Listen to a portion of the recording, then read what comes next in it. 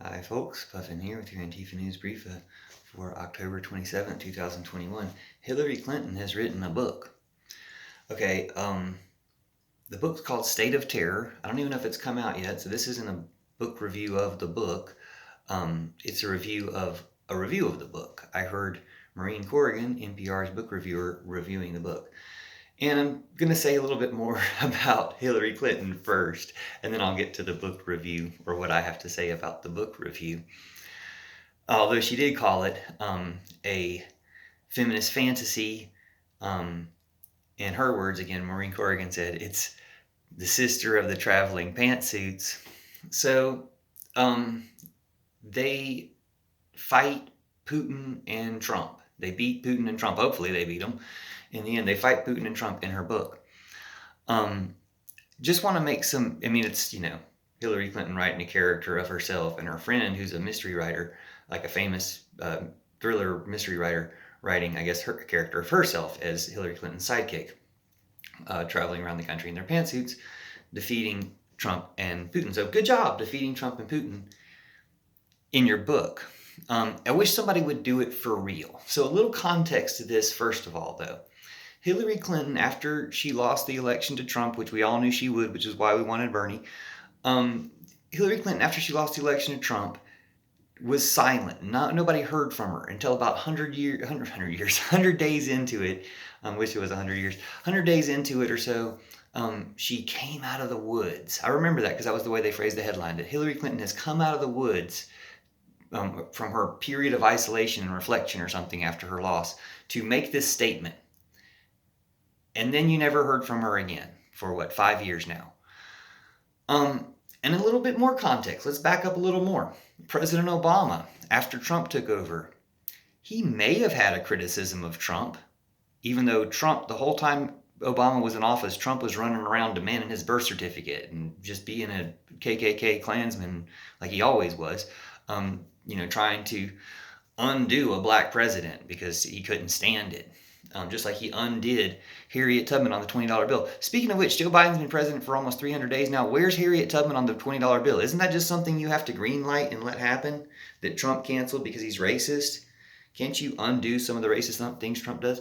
Anyway, Obama had some type of decorum or whatever, some type of some type of what Democrats are actually doing, which was just not actually criticizing or stopping Republicans, but pretending they will and then putting up a false front, basically enabling this fascism to continue and worsen over and over and over again. But anyway, Obama wasn't coming out criticizing Trump, or if he did it once or twice. When has Obama made the news again? Today. He made the news again today for criticizing Trump, for saying somebody should arrest Trump. No, it's left to me to say that. No, Obama made the news for stumping for Terry McAuliffe in Virginia, which is good. We need to keep Terry McAuliffe as governor in Virginia. Hey, Swifties. Hey, little monsters. Hey, everybody. Let's spread the word. Keep Terry McAuliffe for governor in Virginia. I'll do a video on that too. But that's what brought Obama out. And, he hasn't been out there criticizing Trump that much. Maybe once or twice, but not in some memorable way. Whereas, a little bit more context. What's Joe Biden done since he took office? He hasn't been making news every day. Trump was making news doing some racist, terrible Nazi thing every single day he was president. Trump's been making news almost every day since Biden's been president. This is the context I'm talking about. Is there's some rule that Trump's willing to break about every type of decorum or whatever it is about not criticizing the past or current president or whatever, that Trump's willing to break all these rules. He's basically willing to destroy democracy as much as he can. Now, Obama did say that today. He's like, you guys need to tell us what your ideas are instead of trying to rig elections. But we actually don't want to hear their ideas because we know what their ideas are. Their ideas are Nazi. We've heard it before. We've played this game before. And it's not fun, and it needs to end. Anyway, that's the context for this. Trump keeps making news. These Democratic bigwigs never make any news or any statements or anything. And then come to find out, what's Hillary been doing all this time? Writing a book, fantasizing about defeating Trump and Putin.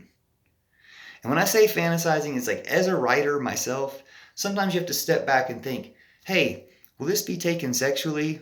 Or what is this saying about my sexuality? So the one scene that Maureen Corrigan read from Hillary's book, Hillahoo, hashtag Hillahoo, and see how old my hashtag Hillahoo is, about how she's a footnote in history. But she can fantasize, and we can all fantasize. And fantasy's great. I'm not trying to diminish fantasy. Fantasy's awesome. Thank you for fantasizing.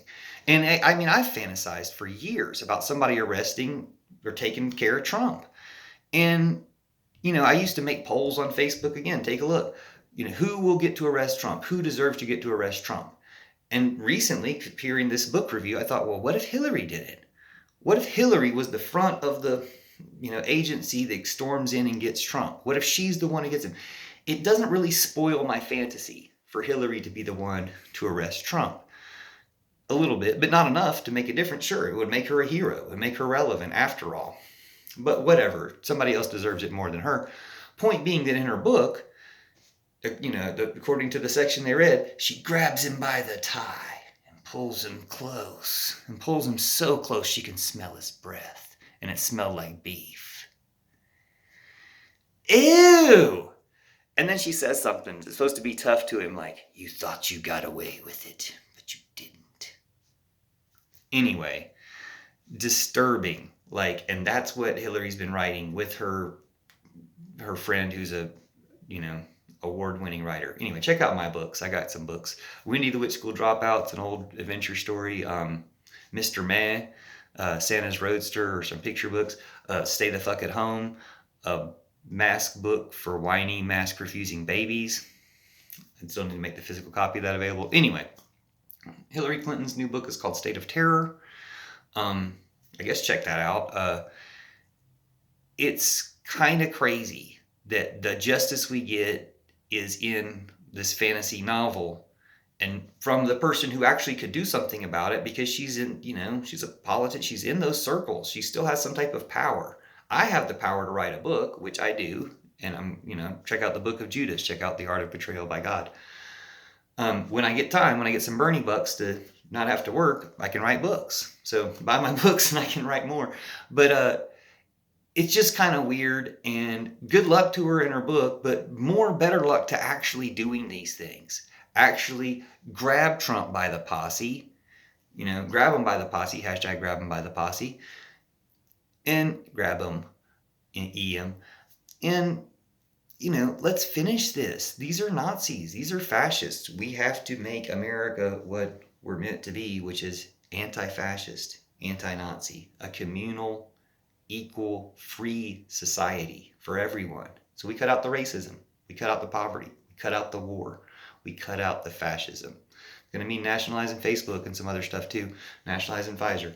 But you see my other videos, and good luck with the book. But hey, everybody, write your own books, write your own fantasies, and get these ideas out there so that people will actually do the ones that are really good. Thanks for watching. See you soon.